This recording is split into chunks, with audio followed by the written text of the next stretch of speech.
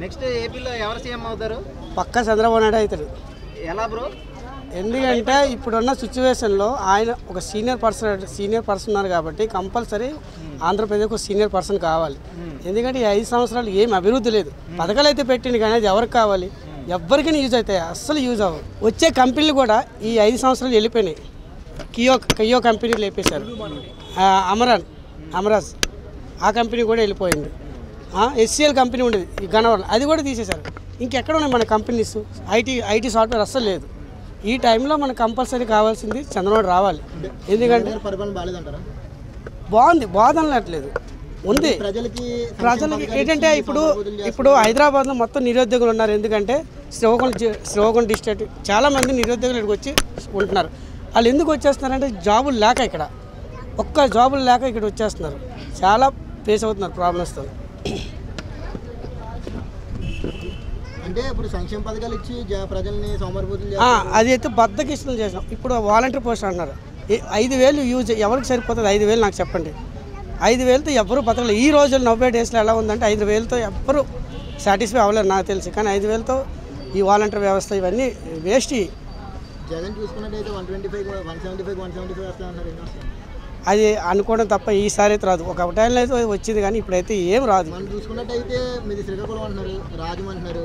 MP Rammohan Naidu గారు ఒక MP seat ఆయన ఒకటే గెలిచారు. అవును, పనితీరు ఎలా ఉంటుంది అక్కడ?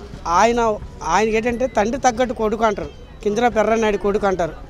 ఆయన తండ్రి తగ్గట్టు కొడుకు ఎవరన్నారంటే కింజరాపు రామ్మోహన్ నాయుడు. ఆయన ఒక అసెంబ్లీలో లోక్సభలో మాట్లాడాలనే ఆయనే అసలు స్పీచ్. మాకు ఒక ట్రైన్ కూడా రీసెంట్గా వేయించింది శ్రీకాకుళం నుండి వారణాసికి. ఇప్పుడు వైసీపీలో భరత్ ఉన్నాడు, ఎవడు? రాజమండ్రి ఆ రీల్ స్టార్ అంటారండి. ఆడు ఏం చేసిండు అసలు?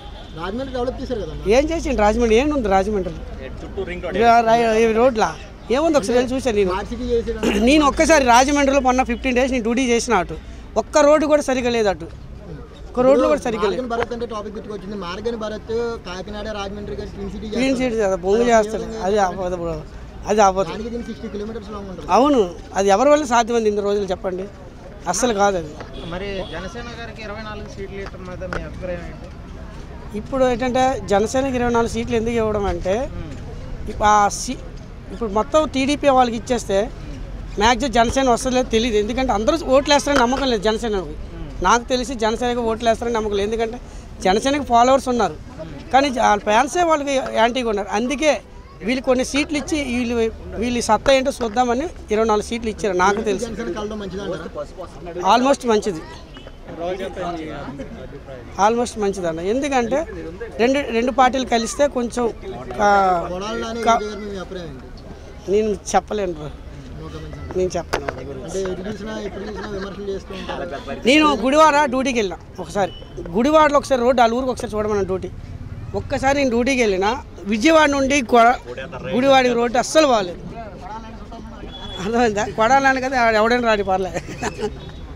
మనం చూసుకున్నట్టయితే రోజా కానీ గుడివాడ అమర్నాథ్ కానీ అపోనెంట్ పార్టీలు ఎప్పుడు జరుగుతూ ఉంటారు. అవును, ఇప్పుడు వీళ్ళిద్దరికి కనీసం అసలు వీళ్ళకి భిక్ష పెట్టింది ఎవరండి? టీడీపీ పార్టీయే. ఈ రోజా కానీ ఈ కొడాల నాని గారు పెట్టింది రోజా కానీ టీడీపీ భిక్ష పెట్టింది. అంత పెద్ద నాయకుడిని తిట్టడం అది కరెక్ట్ కాదు. నీకేదో డబ్బులు ఇస్తున్నాడు కదా వెనక నుంచి తిట్టేసి, అది కరెక్ట్ కాదు. సీట్లు నాకు తెలియదు బ్రో, ఎన్ని వస్తాయని చెప్పలేదు. ఒక 100 వస్తాయి అనుకుంటున్నాను. గవర్నమెంట్ ఫామ్ చేస్తుంది కంపల్సరీ.